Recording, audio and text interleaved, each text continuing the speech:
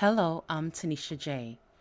Welcome to Cosmic Roots Alchemy, where we read the cosmic code written along the soul's path.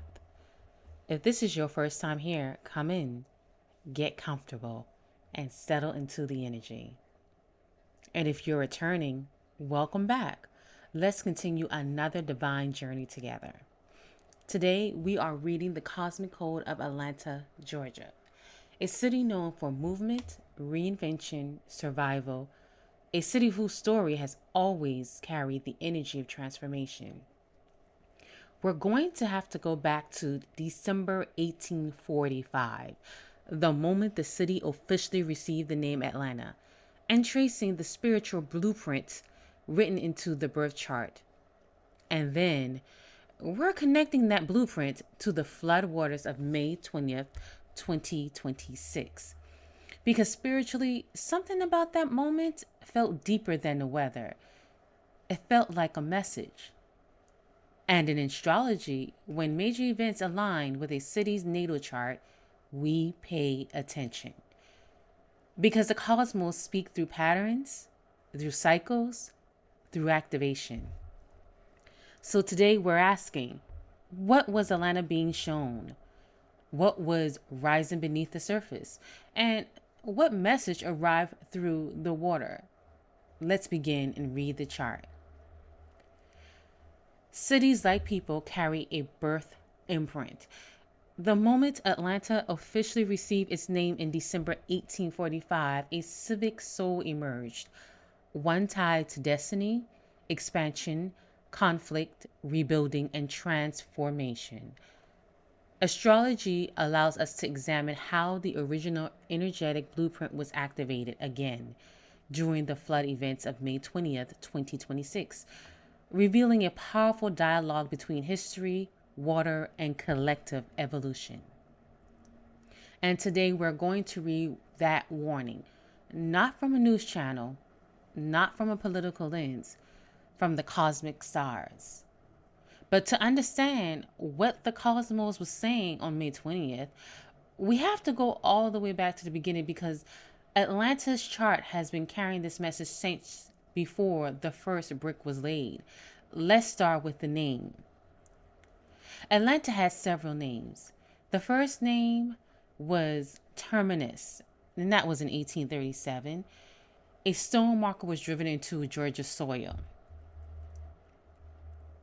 The Western and Atlantic Railroad established its zero milestone there, the point from which the trail line would extend northward, linking the South to the expanding American interior. Around the stake, a settlement emerged called Terminus, the end of the line. Yet, spiritually, a terminus is never only an ending, it is a threshold, a crossing point between what has been and what is waiting to emerge.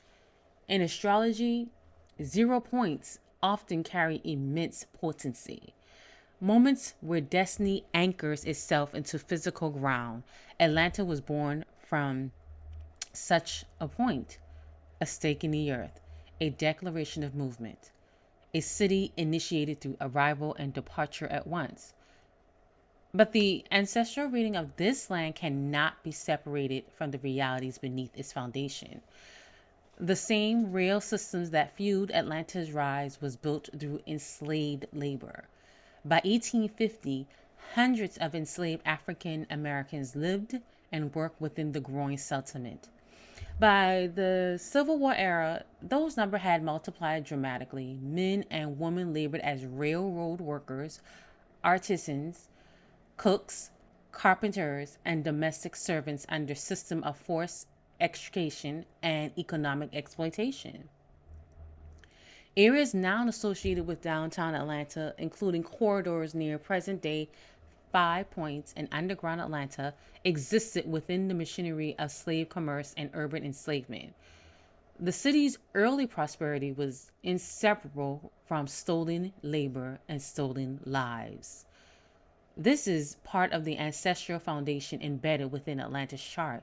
A womb beneath the infrastructure, memory beneath the pavement, and history leaves energetic residue. The next name was Marthasville in 1843. In 1843, Terminus was renamed Marthasville after the daughter of a former Georgia governor, Wilson Lumpkin. Symbolically, this was renaming marked a shift in the city's energetic identity. The name Martha derives from the Aramaic Marta, meaning lady or mistress of the house, a title associated with stewardship, authority, and the ordering of domestic space. Spiritually, the name evokes themes of the feminine principle, care, governance, balance, and containment. The name also echoes symbolically the ancient concept of Ma'at, the Egyptian principle of truth, justice, balance, and cosmic order. While not linguistically identical, the resonance is striking with the spiritual narrative of the city. Ma'at represented the sacred wane of truth, and perhaps that symbolism mattered here. Because beneath Atlanta's rapid growth lived profound imbalance, wealth built through exploitation, expansion tied to displacement, progress intertwined with human suffering. Within the name Marthasville, one cannot almost sense the emergence of a countercurrent, an energetic demand that truth eventually be reckoned with, balance restored, as though the land itself was beginning to remember. Finally, then in December 1845, the city received the name Atlanta. The name was likely inspired in part of several things: the Western and Atlantic Railroad that began Atlantic commerce. Another, Martha Lumpkin's middle name was Atalanta. In myth, Atalanta is a legendary huntress of Greek mythology, represented independence, swiftness, courage, and refusal to be constrained by traditional expectations. She moved according to her own rhythm. She outran limitations. The archetype lives powerfully within Atlanta's historical identity: a city of motion, railroads, highways, migration, reinvention. A city repeatedly destroyed and rebuilt itself. A city that refuses stillness. Even the root of Atlantic carries symbol depth in various ancient traditions, as the Atlantic waters were associated with the routes connected to Africa, the cradle of humanity and ancestral memory itself. Whether consciously or unconsciously, Atlanta's final name seems to carry an echo of movement across oceans, migration, across generations, and the enduring memory of origin. Three names, three frequencies, one unfolding ancestral arc. Terminus, the threshold, the 0 point where an ending became a beginning. Marthasville, the feminine principle, truth, balance, and stirring of moral reckoning. Atlanta, the huntress, movement, resilience, reinvention, and a refusal to remain confined. And perhaps the floodwaters of 2026 emerge not randomly, but symbolically, as though the emotional memory beneath the city's foundation had risen to the surface once more, asking Atlanta to remember every layer of itself: its ambition, its wounds, its brilliance, its grief, and its unfinished transformation. And the cosmos confirmed it all. I want to go into 1845 planetary position. In the period December 1845 was a period defined by intense pioneering energy characterized by the conjunction of the planetary landscape.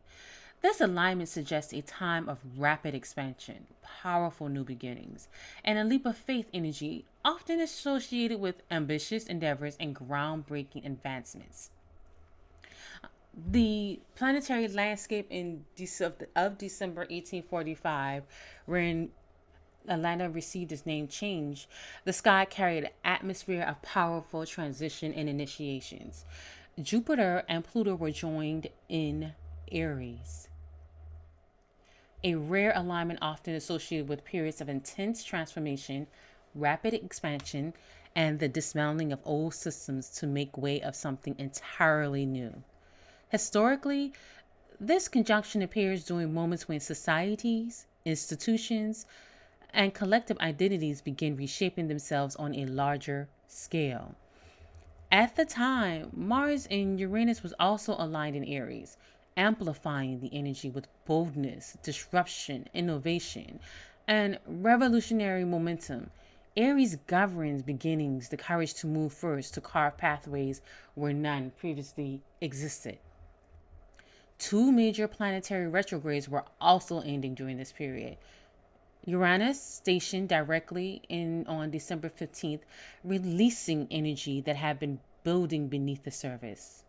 Jupiter followed on December 26th, shifting expansion and vision outward after a season of inward reflection and reassessment.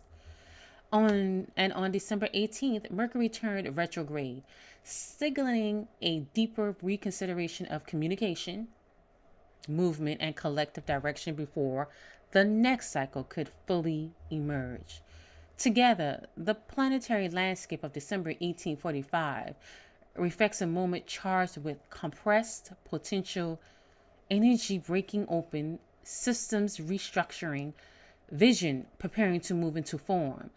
A city named beneath that sky would naturally carry that intensity within its blueprint.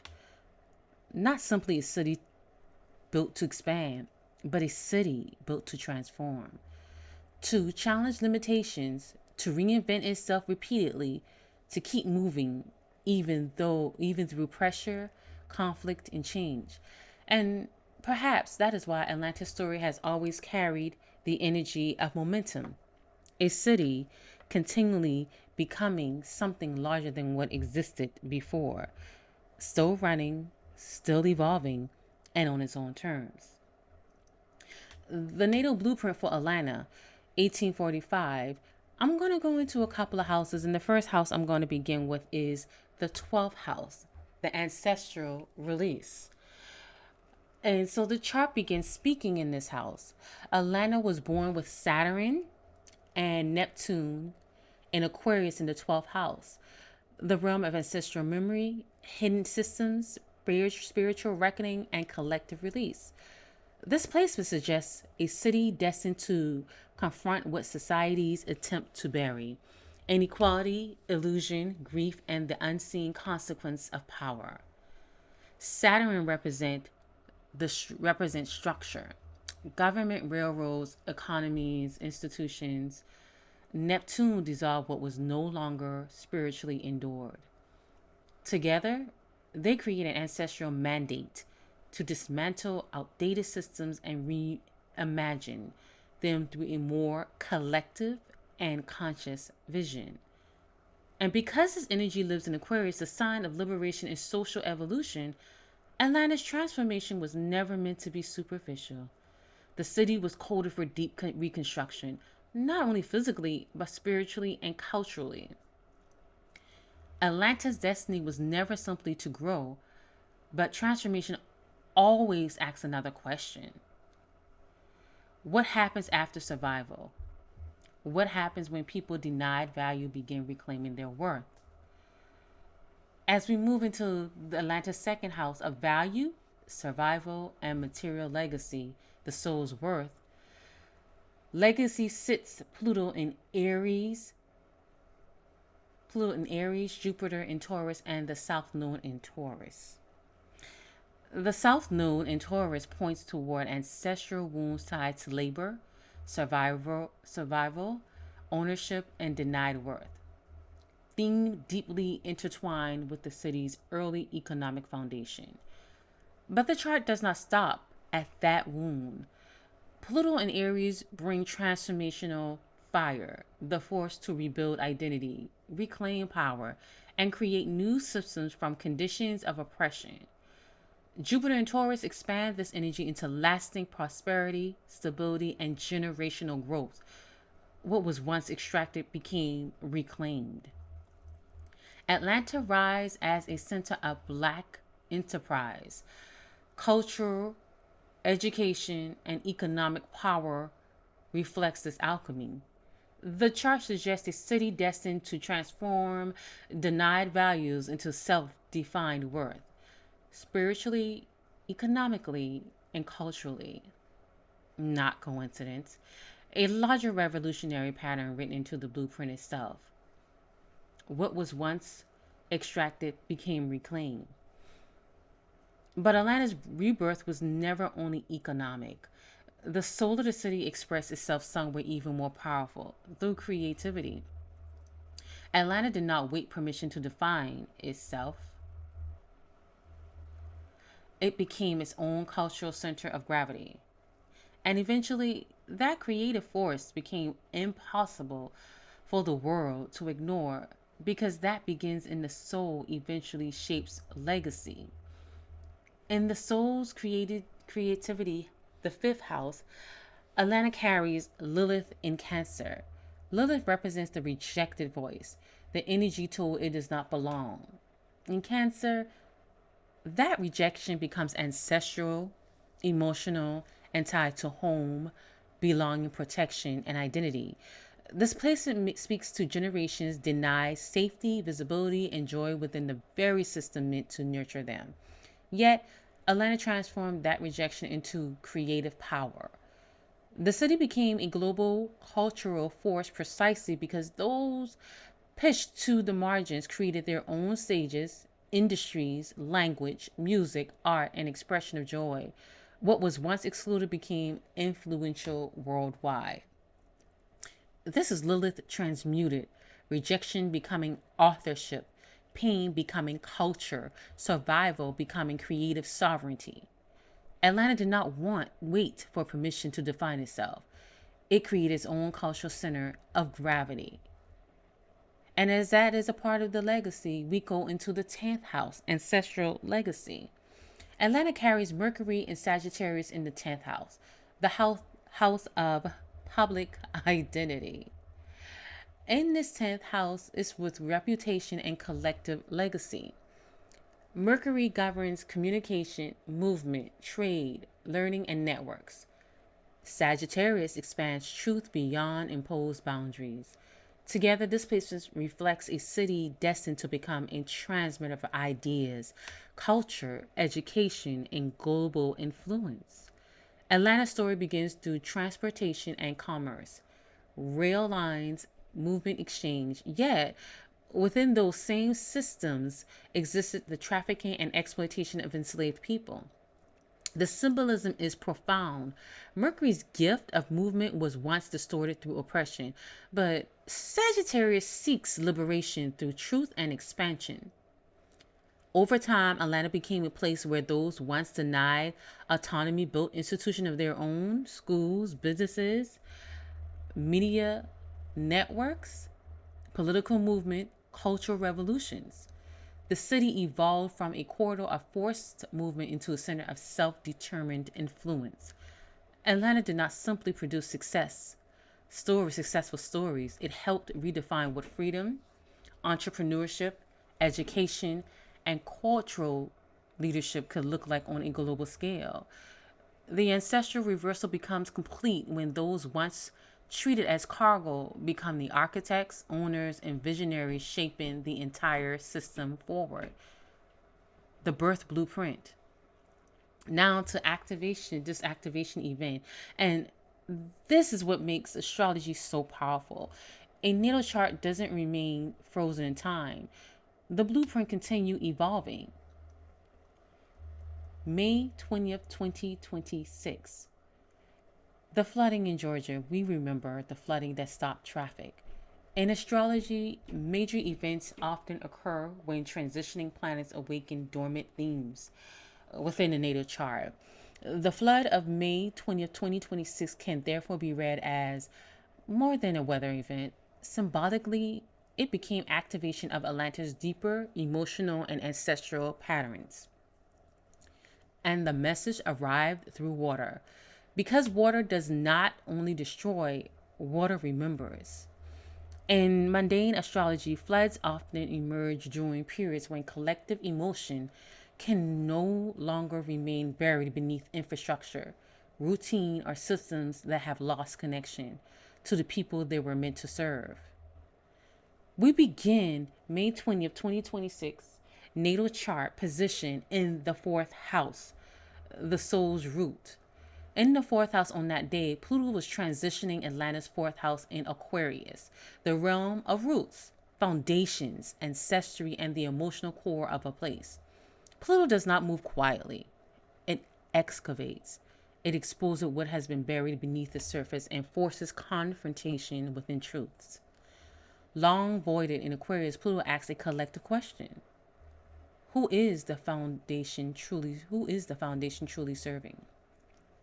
The flood did not only overwhelm roads and highways, symbolically, it exposed deeper vulnerabilities within the city itself. The unresolved tension beneath rapid growth, expansion, and reinvention. This is Pluto's work, bringing hidden fractures into the light so transformation become possible. Saturn and Neptune is now in the sixth house, the people forgotten. In Atlanta's founding chart, Saturn and Neptune were placed in the 12th house in Aquarius, carrying a deeper mandate to dissolve outdated systems and imagine more collective futures. But by May 20th, 2026, these planets had shifted into the sixth house in Aries, the realm of labor, daily life, public health, service, and the people who sustain a city through everyday effort. This transit reads almost like a spiritual checkpoint. Saturn asks, where are the structures protecting the people? Neptune asks, have the original vision and humanity of the city become lost beneath image, expansion, and ambition? The sixth house governs workers, neighborhoods, caregivers, builders, and communities. The individuals who labor and creativity from the living heartbeat of a city. And Aries, the sign of initiation and courage, points back toward the original builders, those who created pathways forward long before recognition or visibility existed. The symbolism here is difficult to ignore. Atlanta was found with a cosmic charge to evolve beyond exclusionary systems. Yet the flood raises the question of whether some of those same patterns are being rebuilt in new forms, where prosperity expands while portions of the community remain increasingly disconnected from the benefits of that growth. The warning beneath the water was clear. A city cannot sustain itself if its foundation is disconnected from its people. The eighth house. This is the house where the rewiring has to begin. On that day, on May 20th, the vertex and sun transit Atlanta's eighth house in Taurus, directly activating the city's natal south node. In astrology, the eighth house governs shared resource, inheritance, power, rebirth, and collective transformation. When activated, it often marks turning points around who holds security, ownership, and influence. This transit presses directly on Atlanta's deeper economic and ancestral questions. Who benefits from the city's success? Who has access to stability? And who remains excluded from the city's prosperity they helped create? At the same time, Uranus and Mercury move through Gemini in the eighth house, signaling disruption and rewiring around communication, narrative, and collective voice. Uranus breaks old systems apart. Mercury redistributes the message. Together, these transits suggest a profound shift into who gets to shape Atlanta's future story. Atlanta's story. The next generation may no longer seek validation from systems that historically exclude them. Instead, they may create entirely new structures, new platforms, new networks, economies, and cultural frameworks rooted in self-definition rather than permission. The blueprint was never absent, only suppressed. In the 10th house, we have the moon and Jupiter to redefine legacy. In Atlanta's founding chart, the moon rested in Capricorn in the 11th house, reflecting a community shaped through endurance, discipline, and survival. But on May 20th, the moon had moved in Cancer, the 10th house alongside Jupiter. This changes the emphasis entirely. Capricorn survives hardship. Cancer nurtures healing. The transit reframed Atlantis' public legacy around emotional care, community protection, and collective belonging rather than achievement alone. And Jupiter amplified the message. The true legacy of Atlanta is not its skyline, reputation, or economic status. It is its people, the neighborhoods, the builders, the artists, the workers, the generations who carried the city forward through resilience and vision. The floods symbolically reminded the city that no public legacy can remain meaningful if the city beneath it are left unsupported. Now, I navigate towards the fifth house, finally the North Node. The North Node leaves this question. As the North Node moved through Atlanta's fifth house in Pisces, the house of creativity, joy, cultural, and soul expression, Pisces dissolves performance and illusion. It asks, what remains when identity is no longer built around proving worth through struggle alone? Atlanta's cultural influence has been tied to resilience and reinvention, but this transit asks the city to move beyond performance and reconnect with something deeper. What it is created when joy no longer emerges from survival alone, but from genuine spiritual alignment? The flood arrived through water, the element most associated with memory, emotion, surrender, and truth. And symbolically, the waters seemed to ask Atlanta one final question. What about the people who built this? Who created? What about the people who makes it the thriving? What about the working people? Again, like they said, the artists, the entrepreneur, the small business, the students, the education that continues to thrive here, that the Atlanta pride that continues to come each day, each time a Grady baby is born. In closing, the chart of Atlanta reveals a city continually reborn through pressure, memory, and transformation. From the 0 mile pulse to the rising waters of May 2026, its story has never been solely about destruction, but initiation. Because after water arrives where imbalance has accumulated, it exposes weakened foundations, hidden truths, and the realities a city can no longer afford to ignore. And beneath the flood was a deeper message. The foundation is your people. Tend to them. The legacy is your community. Honor them. Atlanta was coded from the beginning to transform endings into beginnings, to rebuild, to evolve, to remember. And perhaps the waters of May 20th were not only a warning, they were an awakening. If you have made it this far and you enjoyed this reading, please hit a like button, leave a comment below. And I want to close this and saying thank you so much for allowing me your time. Thank you for listening to Atlanta Cosmically Coded. Until next time, follow the stars. Goodbye.